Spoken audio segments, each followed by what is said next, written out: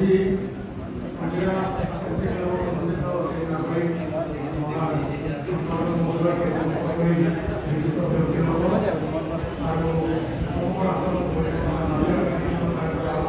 নিৰ্দিষ্ট সকলোকে মই শ্ৰদ্ধা জ্ঞাপন কৰিছোঁ। মই এইবোৰে মাত্ৰ ইতিমধ্যে আমাৰ কিছু বানপানী হ'লেও এই মহাপ্ৰলয় হ'লেও তাৰ সাময়িকভাৱে আমি যি বিশ্লেষণ কৰিছোঁ বা ইয়াতে যি বিশ্লেষণ হৈছে সকলোৱে কৈছে ইয়াত আৰু তিনিটা কাৰক আমি পাইছোঁ: মুক্ত জল খনন, নদী খনন আৰু এটা কথা স্পষ্ট হোৱা নাই, সেইটো হৈছে নদী বান্ধ। আমাৰ দুই এজনে উল্লেখ কৰিছে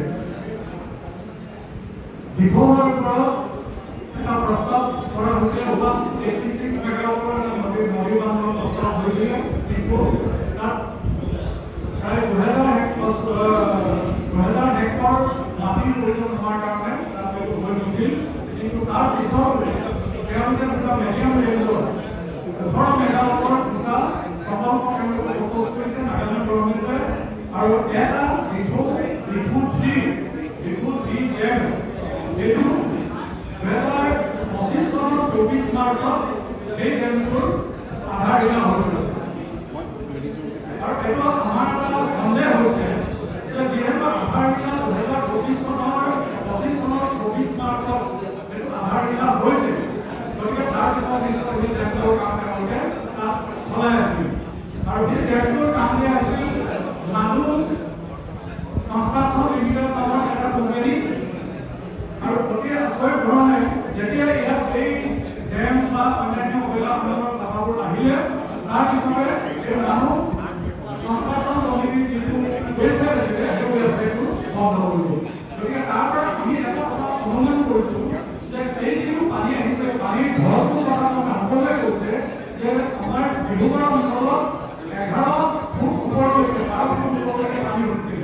আৰু যিটো ভূত আহিছিলে, সেই কাৰেণ্টটো স্বাভাৱিক নাছিল, অস্বাভাৱিক।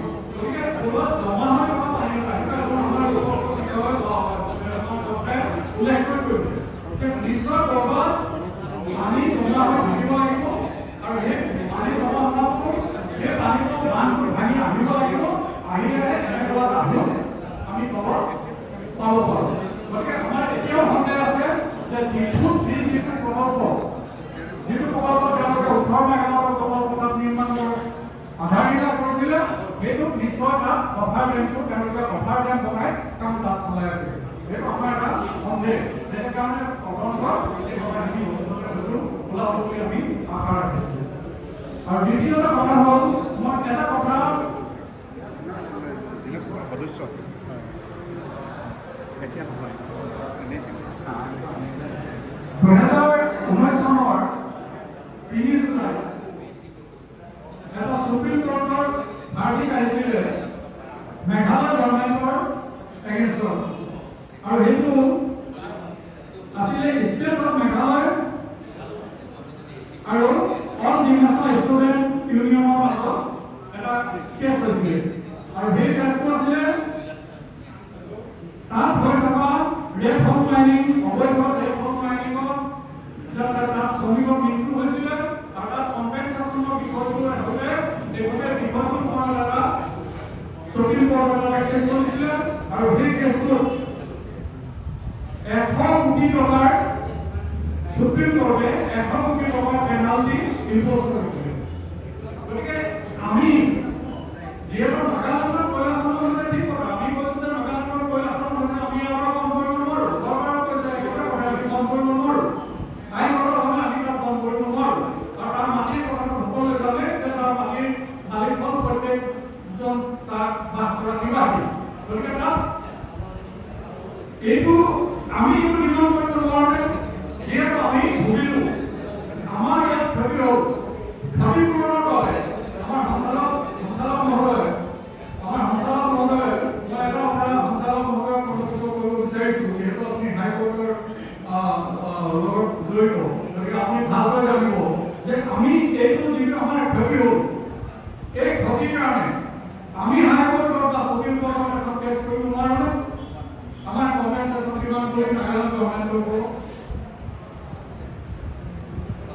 তেওঁলোকে যিহেতু তেওঁলোকৰ কাৰণে আমি ক্ষতিগ্ৰস্ত হৈছোঁ গতিকে তেওঁলোকৰ গভৰ্ণমেণ্ট বেলেগ হ'ব পাৰে এইটো বেলেগ কথা কিন্তু ক্ষতিটো তেওঁলোকৰ কাৰণে আমাৰ কৈছে গতিকে আমি এখন মই এটা আশা ৰাখিছোঁ আমাৰ সেইটো এটা বিষয় আগুৱাই লৈ যাওঁ যে আমি নাগালেণ্ড গভৰ্ণমেণ্টৰ লগত এখন কেছ কৰোঁ কম্পেনচেশ্যনৰ বিষয়ে আৰু কম্পেনচেশ্যনৰ কেছ কৰাৰ পিছতহে নাগালেণ্ড গভৰ্ণমেণ্টে ভাবিব বাধ্য হ'ব কাৰণ তেওঁলোকে সৰ্বাধিক GST পাইছে কয়লাৰ পৰা এই কথাটো আজি আমাৰ বিভিন্ন মাজতে আমি পাই আছোঁ আৰু আমাৰ এজন কি কথা নাজানো আমাৰ এজন সাংবাদিকে খুব জোৰ দি এই বিষয়টো প্ৰতিষ্ঠা কৰিবলৈ গৈ আছে অসমৰ এজন সাংবাদিক মই নাম নলওঁ আপোনালোকে গম পাব তেওঁ সেই সমস্যা বস্তুৰ সমস্যাটো খোজকাঢ়ি কৰিবলৈ তেওঁ টান চাই আহিব গতিকে এই বিষয়টো মই আপোনালোকক অনুৰোধ জনাইছোঁ যে এই কম্পেনচেশ্যনৰ বিষয়টো আপোনালোকে গুৰুত্ব দিয়ক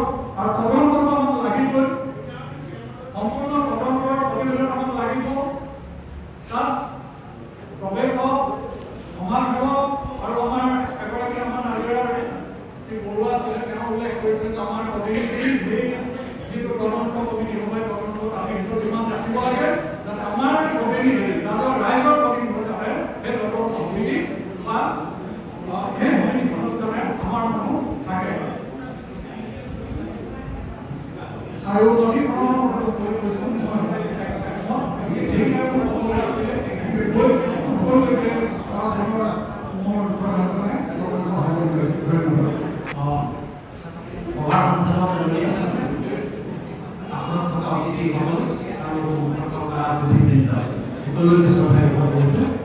মই পানী নিহিঙৰ পৰা আহিছোঁ মাধৱ দেৱী ডিমৌ প্ৰেছ ক্লাবৰ প্ৰতিষ্ঠাপক সভাপতি দেউৰীখনৰ প্ৰচেষ্টা নাই এই কাৰণত মই সভাপতি কৈ পেলাই এইটো বিচাৰিছোঁ আমি একেবাৰে বানপৰীয়া অঞ্চলতে জীৱন যাপন কৰি আছোঁ পানী নিহি সৰুৰে পৰা কেঁচুৱাৰ পৰাই পানী লগাত আমি পৰিচিত কিন্তু নিজৰ বানপানী অৱস্থাটো লৈ পেলাই আমি চকু পানী দিবলৈ নহৈছিল ইয়াৰ বানপানী দেখি মই কেইবাবাৰো চকু পানী দিছোঁ যেতিয়া দূৰদৰ্শনত আমি দেখিবলৈ পাইছোঁ অৱস্থাবোৰ দেখি কেইবাবাৰো চকু পানী দিব লগা হৈছে গতিকে এতিয়া যিটো বিষয় লৈ আমি বিজ্ঞানসন্মত বিশ্লেষণ আৰু ভৱিষ্যত দৰ্শনৰ যিটো চিন্তা কৰা হৈছে বহুখিনি কথা সময় আনি দিছে মই দীঘলীয়া নকৰোঁ প্ৰথম কথাটো হ'ল এই যে সমস্যাটো হ'ল ইয়াৰ প্ৰকৃত কাৰণটো তাৰ বাবে হ'বলৈ পাইছে বিভিন্ন ধৰণে কৈছে আমি দেখি আছোঁ কৰিছোঁ গতিকে প্ৰকৃত সমস্যাটো তাৰ পৰা কেনেকৈ হ'বলৈ পালে প্ৰাকৃতিক নে আমাৰ মানুহৰ কাৰণে হ'বলৈ পালে ইয়াৰ ব্যৱস্থাখিনি হ'ব লাগে প্ৰথম কথা দ্বিতীয়তে স্থায়ী সমাধান লাগিবই আৰু সেইটো কাৰণে উপলব্ধ হ'বই লাগিব কেৱল ব্যক্তি কৰি পেলাই যেতিয়া বিজেপিৰ ধৰ্মনাথ দেখিবলৈ পোৱা যায় গতিকে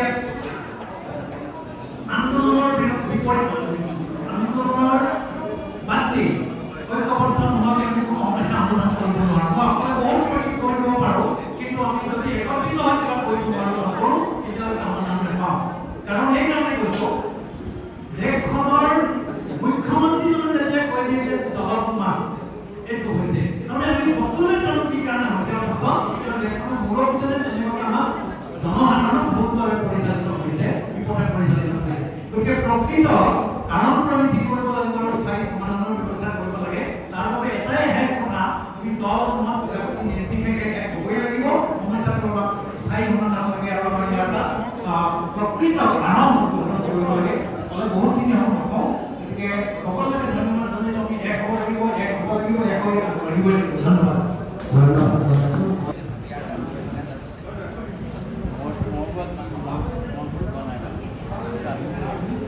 শ্ৰদ্ধাৰ ভাইচ জয়জ্যোতি আপোনালোকে আন্তৰিক অভিনন্দন জ্ঞাপন কৰিছোঁ ইতিমধ্যে আজি নাগৰিক সভাৰ মূল বিষয়বস্তুৰ ওপৰত আমি বহুকেইজন বিশেষজ্ঞ আৰু ৰাজনৈতিক নেতা আৰু সমাজকৰ্মী বক্তব্য শুনিলোঁ আমি গোটেই বিষয়বিলাক আমাৰ ৰেকৰ্ড কৰা হৈছে, এইখিনি আমি কম্পাইল কৰি আমি প্ৰস্তুত কৰি অনাগত সময়ত মই আপোনালোকৰে অন্যতম এজন নাগৰিক হিচাপে আমাৰ মনত বুলিয়ে নহয়, আমি চিন্তা চৰ্চা কৰি পোৱা মোৰ কাৰণবিলাকৰ ভিতৰত ইতিমধ্যে আপোনালোকে আলোচনা কৰি যোৱা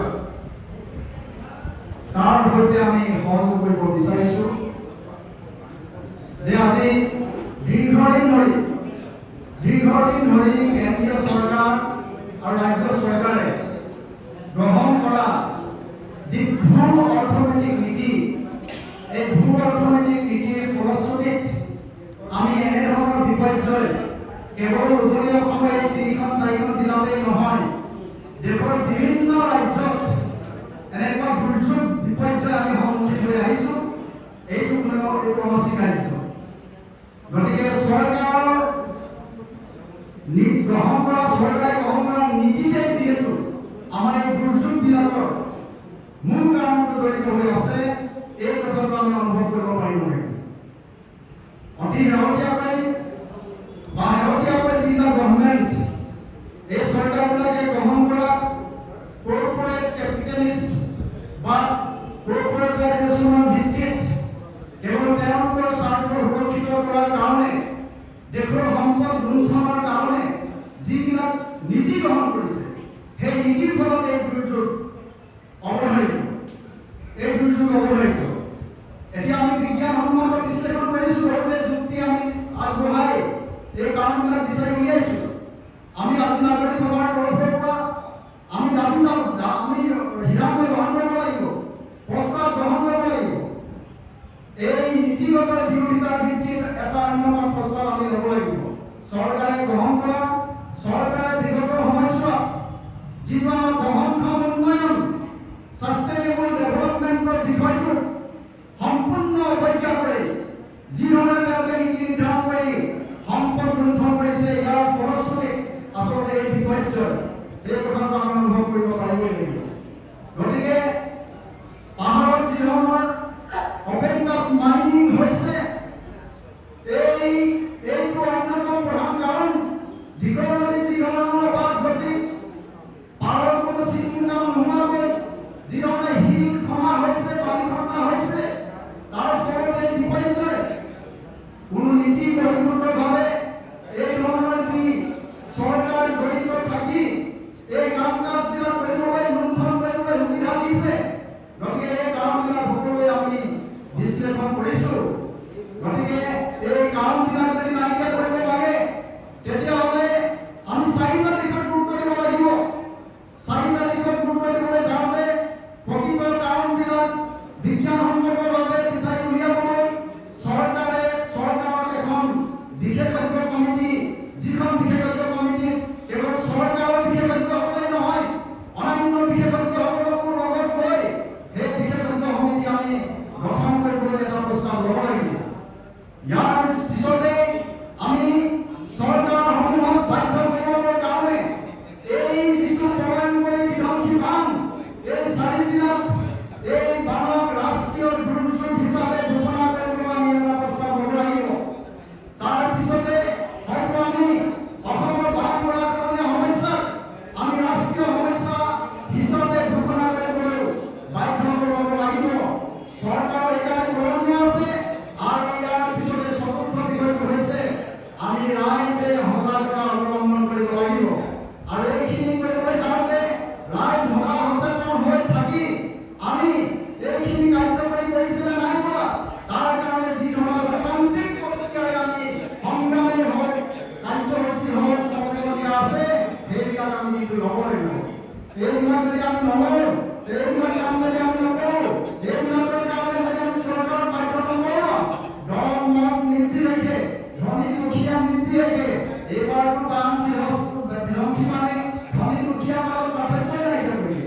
এইবাৰ বান বিধ্বস্ত বান ভয়ংকৰী মানে অভিযান সাক্ষাৎ কৰি দিলে। গতিকে আমি সকলোৱে জীয়াই থাকিব লাগিব। দল মত নিৰ্বিশেষে, ভাষা ধৰ্ম নিৰ্বিশেষে আমি সকলোৱে জীয়াই থকাৰ কাৰণে, মানুহক ৰক্ষা কৰাৰ কাৰণে এই কামখিনি কৰিব লাগিব।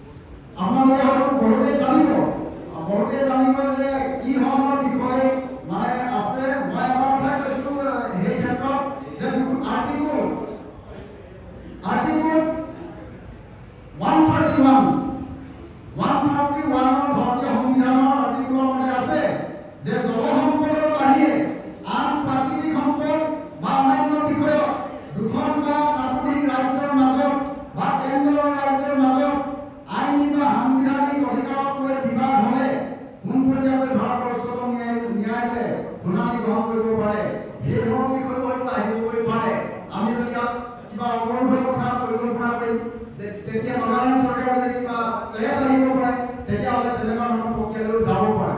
গতিকে এইবিলাক বিষয়ে আইনজ্ঞসকলে ভালদৰে জানিব তেখেতসকলে কি ধৰণে এইটো নাগালেণ্ড চৰকাৰ বাধ্য কৰাবলৈ কেন্দ্ৰীয় চৰকাৰক আমি বাধ্য কৰাবৰ কাৰণে আমি ব্যৱস্থা ল'ব লাগে। তাৰ কাৰণে আমি যাব লাগিব এছেম্বলিৰ জৰিয়তে ৰিজলিউশ্যন ভাল ৰাইজে সজাগ সচেতন হৈ আমি দবানলি কৰি আমি প্ৰস্তাৱত এই ধৰণৰ নাগৰিক সভা কৰি আমি লৈ যাব লাগিব। গতিকে এইখিনি কথা মই এই আহ্বানকে আপোনালোকলৈ ৰাখিলোঁ যাতে ৰাষ্ট্ৰীয় দুৰ্ঘটনাৰ কথা কৈছোঁ, ৰাষ্ট্ৰীয় সমস্যা আৰু উচিত ক্ষতিপূৰণ তদন্ত কৰিলে সঠিককৈ পোৱা যাব। গতিকে উচিত ক্ষতিপূৰণ যদি নিদিয়ে তেনেধৰণে 2 বছৰ 3 বছৰলৈকে যিহেতু মানুহৰ আমাৰ খাবলৈ বা খেতি কৰা অৱস্থা নাইকিয়া কৰিলে কেনেকৈ তেওঁলোকে খং হৈ উঠিব। গতিকে উচিত ক্ষতিপূৰণ যাতে সঠিকভাৱে দিব পৰা যায় তাৰ কাৰণে আমি ৰিজলিউশ্যন আজি ল'ব লাগিব বুলি আমি ভাবিছোঁ আৰু তেতিয়াহে তেওঁলোকে পৰকীয়া হ'ব। গতিকে এইখিনি কথাকে মই ৰাখিলোঁ আমাৰ তৰফৰ পৰা। আমি কমিউনিষ্ট পাৰ্টি CPI তৰফৰ পৰা ৰাখিছোঁ আৰু আহ্বায়ক হিচাপে মই এতিয়া সকলোকে আপোনালোকক কৈছোঁ যে আমি যিখিনি আপোনালোকে আমাক দাঙি ধৰিলে সেইখিনি আমি যে ৰেকৰ্ডিং কৰিছোঁ এই ৰেকৰ্ডিঙৰ পৰা আমি কম্পাইল কৰি যিখিনি আমি ল'বলগীয়া আছে সেইখিনি লৈ আমি বহল ভিত্তিত যাতে এখন মঞ্চ কৰি সেই মঞ্চৰ জৰিয়তে যাতে আমি তাত কোনো দল ভেদাভেদ নাৰাখি আমি ঐক্যবদ্ধভাৱে সেইটো যাতে ধাৰাবাহিকভাৱে